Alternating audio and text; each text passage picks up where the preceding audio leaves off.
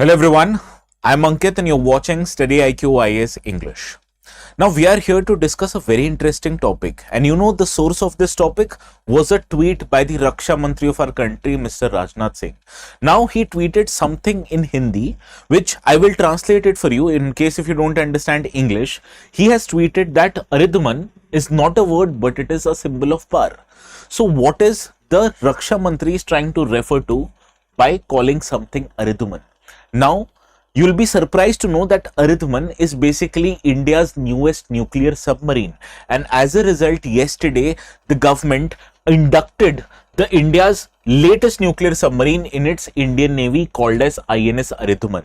So what kind of a nuclear submarine is this? This is a nuclear powered ballistic missile submarine which significantly strengthens our country's ability to establish nuclear deterrence through sea.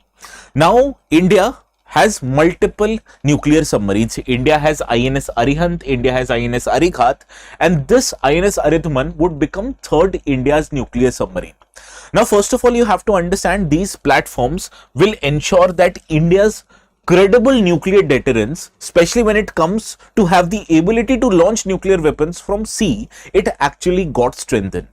So in our today's video, we'll try to understand important features of this new submarine, and we'll also try to take a look at what is India's Navy's submarine strength, what are different kind of submarines India's Navy operates, and what are the newer kind of submarines Indian Navy is looking to procure in the future.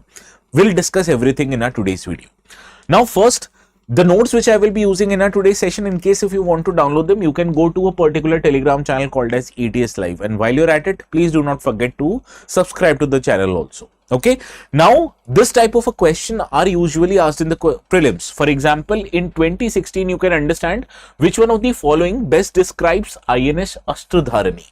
So, when a type of a ship or a submarine, it can be asked in the question, what makes you think UPSC won't ask you the question relating to INS Aridaman? But what if UPSC asks a question in detail, not as simple as this one? So, we need to be prepared, right? So, we are doing exactly that through this particular video.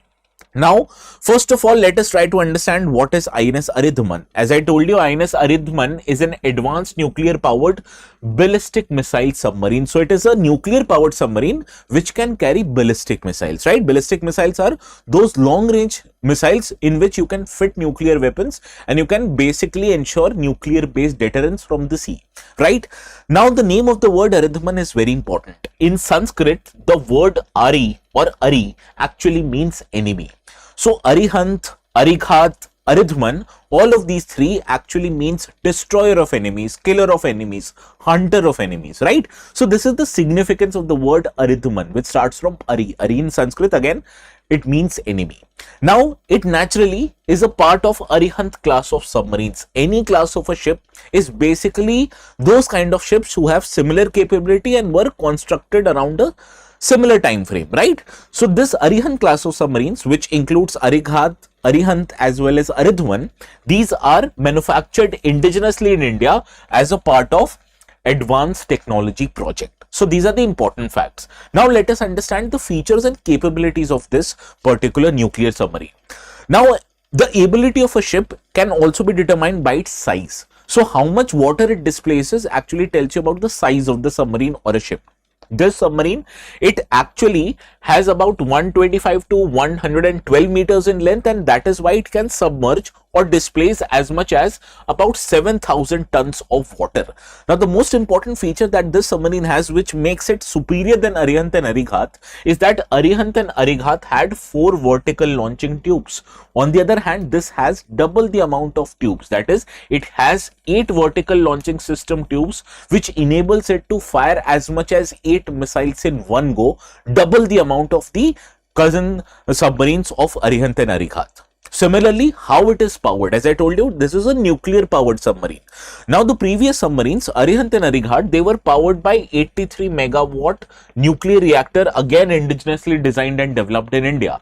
But there is a news which states that this particular submarine, INS Aridaman, it is powered by an upgraded pressurized light water reactor powered through enriched uranium. So there are expectations that the capabilities of the nuclear reactor attached to it is significantly higher than the earlier submarines. Now let us talk about how it is armed. The previous two submarines, they were armed by usually K-15 missiles, and Arighat also can carry K-4 missiles. K-4 missiles have a larger range as compared to the K-15 missile systems. Okay. Now, this submarine Aridaman, since it has 8 launching tubes, it will be able to carry significantly higher amount of high range K-4 missiles and will also carry lower range K-15 missiles. Both of them belong to Kalam class of series of submarine launched ballistic missiles. Okay. Now let us talk about why are nuclear submarines actually superior when it comes to comparison with conventional submarines. Conventional submarines, you need to understand, they are powered by diesel.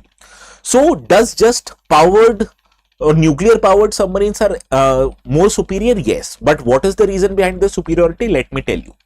Now, first of all, diesel submarines face two kinds of challenges. Diesel submarine, to get power or to produce energy, they require combustion process, and to ensure combustion process, the submarines needs to be able to get oxygen. So to get oxygen, conventional submarines from time to time have to emerge out of the water on the surface of the water. But to power any nuclear powered submarine, for nuclear energy to be going on, you don't need any kind of an oxygen. So that is why the ability of a nuclear powered submarine to stay submerged is infinitely higher than a conventional submarine. Okay, so this is the first benefit that a nuclear power submarine has. It does not have to come again over and above the surface of water to get oxygen. Second ability is the nuclear powered submarines as compared to a conventional submarine has less moving parts. So less moving parts means lesser noise, and lesser noise means the ability of enemies to detect your submarine is significantly lesser with comparison to the conventional submarines. Understand? So these are the two important benefits that makes nuclear powered submarines superior. So you can understand what are the other associated benefits. Suppose the diesel powered submarine would be limited in its range because you need to refuel the diesel again and again, whereas that is not the case with nuclear power submarine. Once the nuclear fissile material, that is uranium, is put inside the submarine, they can keep the power ongoing for as much as 30 to 50 years. But that is not true with respect to diesel, right? So that is the benefit or the comparison between a conventional and a diesel powered submarine. Okay. Now let us understand why addition of a nuclear powered submarine adds to India's strategic significance. Now here you need to understand what is India's nuclear policy. India's nuclear policy is called as no first use nuclear policy, which means in case of any conflict, we won't be the first country to attack another nuclear powered country with a nuclear weapon. So this means in case an enemy attacks us like Pakistan, we should have the ability to retaliate. So our ability to retaliate strengthens if we have the ability to retaliate from land, from air and from sea. And if any country has the ability to retaliate and fire nuclear weapons from land, air and sea, that is called as a nuclear triad. And here C component becomes very important, because in case if an enemy tries to destroy your nuclear weapon launching capability by attacking your land and air stations, you can theoretically keep a submarine hidden in the deep waters which can carry a nuclear missile, and this makes your nuclear deterrence much more credible. You can use this nuclear deterrence in order to deny enemy from firing nuclear weapon at the first instance. So first, it strengthens our nuclear triad, it abolishes our principle of no first use policy by ensuring that our sea based leg of nuclear triad, which is most survivable, is able to ensure nuclear retaliation in case of a nuclear conflict, which we won't begin, by the way. Similarly, there are other benefits also. First of all, our deterrence capability gets strengthened. Suppose you had two submarines earlier on. What if those two submarines are subjected to refit and maintenance? Then the third submarine makes this kind of a capability much more enhanced. So at all times, even despite the fact that two submarines might be under retrofitting or maintenance, you would have third submarine in water ensuring your nuclear deterrence. And the most important fact here is that it counters regional threats. What is the regional threat India's Navy is facing? No, it is not Pakistan Navy. It is actually Chinese Navy and its growing presence in the Indian Ocean region.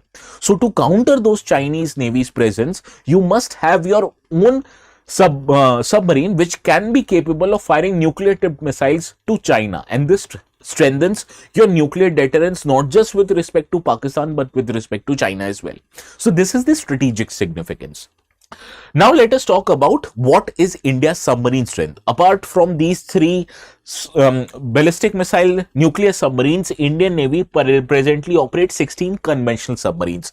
And conventional submarines operated by Indian Navy, which by the way are diesel powered, can be divided into three categories. The newest of them is Kalvari class submarines, which was developed with the active cooperation of a French company under Project 75, right? So these were constructed in India in Margdarshan Dock Limited with active cooperation of French naval group, and these are designed based on the Scorpion class of submarines which the France operates, right?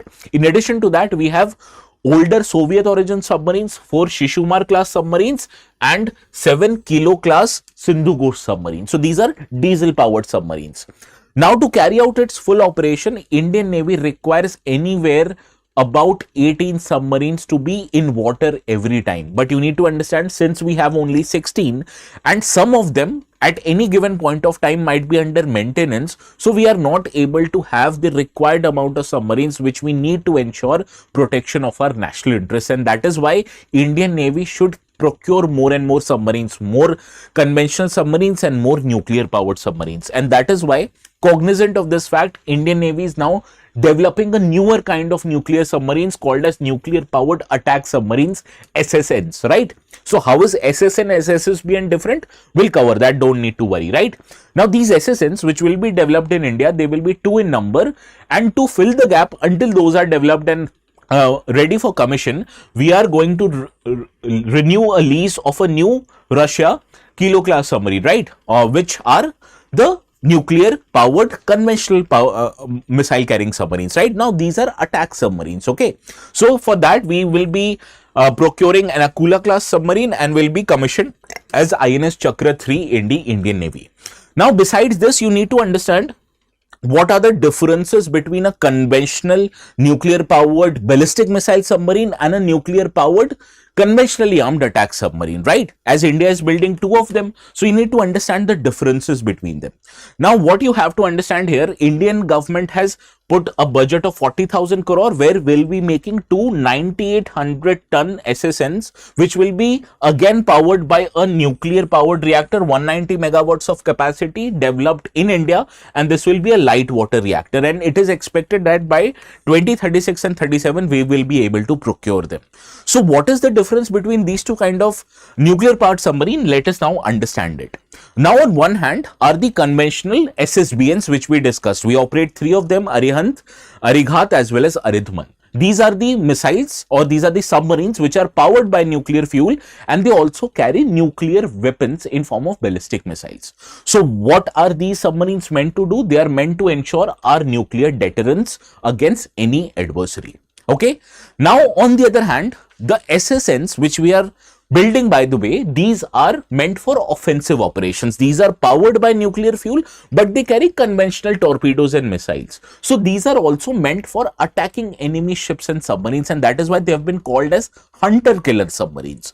Now this would ensure India's security and would ensure us protecting from other ships and submarines if they might try to attack us. So both of them have one similar thing, that is they both are powered by nuclear fuel, but the purpose for which these two submarines are built are entirely different. One is meant to carry nuclear weapons, is meant to ensure our nuclear deterrence.